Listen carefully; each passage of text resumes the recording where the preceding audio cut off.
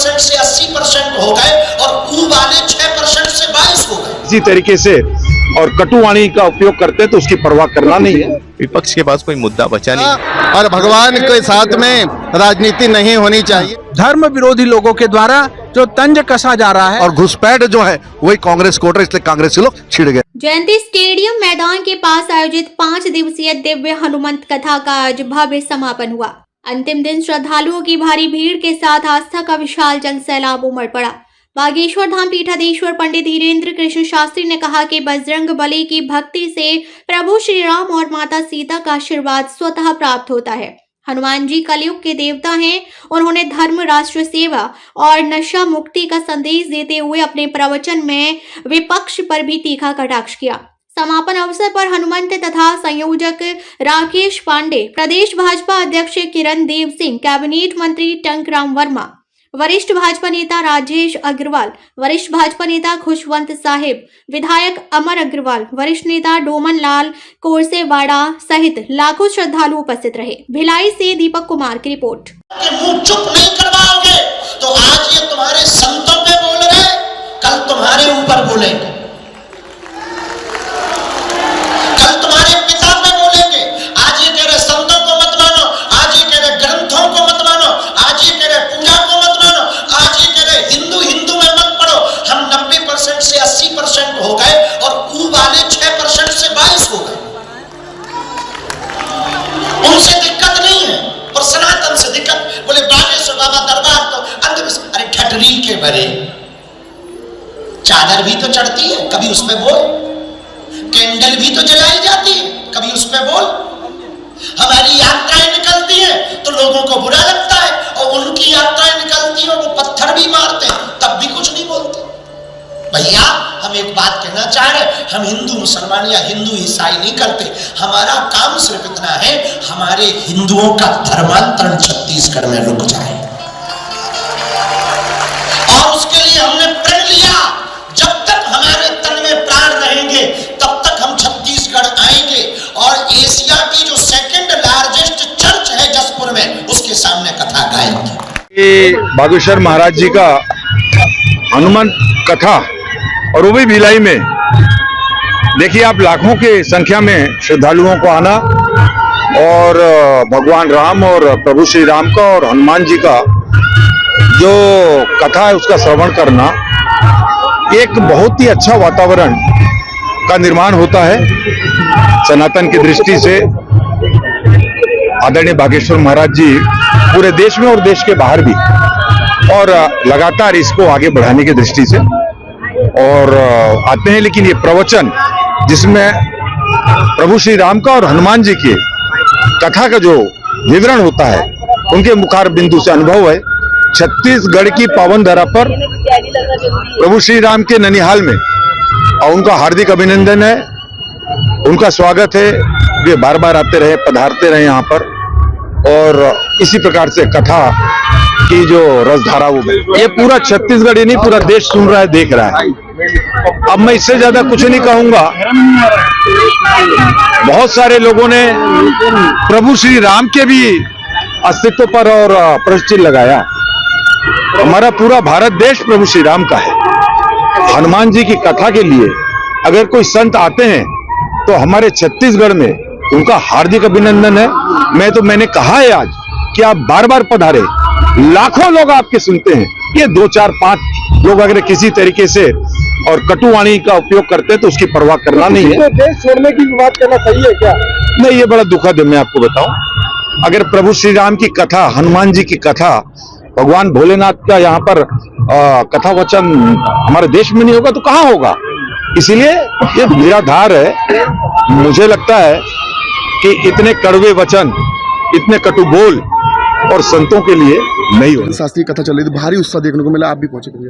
निश्चित ही जब भी पंडित धीरेन्द्र शास्त्री जी बागेश्वर सरकार यहाँ पहुँचते हैं तो अनेक उत्साह हम श्रद्धालुओं में होता है, क्योंकि उनकी जो कथा है जिसके माध्यम से अनेक लोगों को अनेक प्रकार के लाभ होते हैं और जिस निश्चित ही धार्मिकता आगे बढ़ती है, हमारी संस्कृति आगे बढ़ती है और हमारे सब इंसानों में एक संस्कार आती है। तो ये इस आयोजन के लिए मैं हृदय से पूरे आयोजकगण में विशेष रूप से हमारी दीदी सरोज पांडे जी को, राकेश पांडे जी को हृदय से धन्यवाद देता हूँ। हूँ और बागेश्वर सरकार जी को मैं हृदय से आभार व्यक्त करता हूँ जो उन्होंने समय निकाला और 5 दिन का यहाँ सत्संग एक मैसेज दिया उन्होंने, मन के एक समान।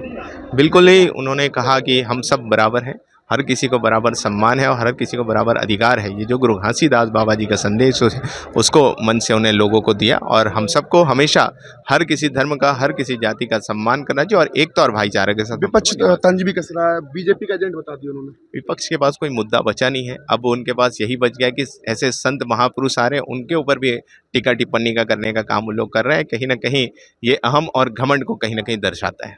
श्रद्धालुओं में भारी उत्साह देखना, लाखों की संख्या में श्रद्धालु पहुंचे हुए हैं, आज अंतिम दिन भी है। जी जी, सबसे पहले तो आप लोगों के सहयोग के लिए धन्यवाद है, जो आपने इतने अनुशासन के साथ में हमारे चौथे स्तंभ प्रेस मीडिया ने भी बहुत सहयोग किया है।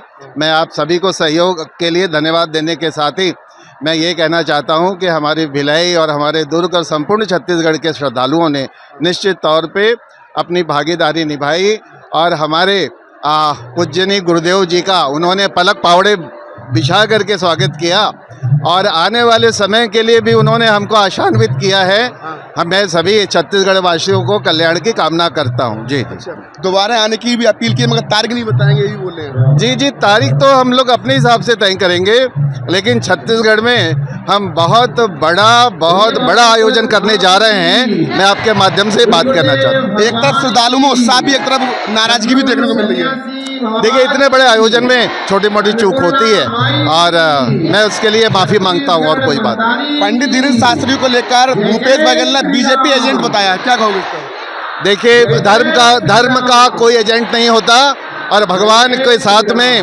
राजनीति नहीं होनी चाहिए। मैंने तो उन्हें भी आमंत्रण दिया था। जी जी, दिव्य दरबार लगा, काफी उत्साह देखने को मिला, क्या कहेंगे दिव्य दरबार को, कितना सत्ता देखने को मिला? दिव्य दरबार में बहुत उत्साह था और हमारे पीड़ितों ने बहुत लाभ प्राप्त किया। जी, पंडित धीरेन्द्र शास्त्री की आज कथा का अंतिम दिन था और भारी उत्साह देखने को मिला श्रद्धालुओं में, और मंच से आज विपक्षियों को तंज कसा दास शास्त्री ने। जी, शास्त्री जी का जो कार्य है वो पुनीत कार्य है, राम कार्य है, राम काज है और दैविक भौतिक तापा राम राज कोई नहीं व्यापा।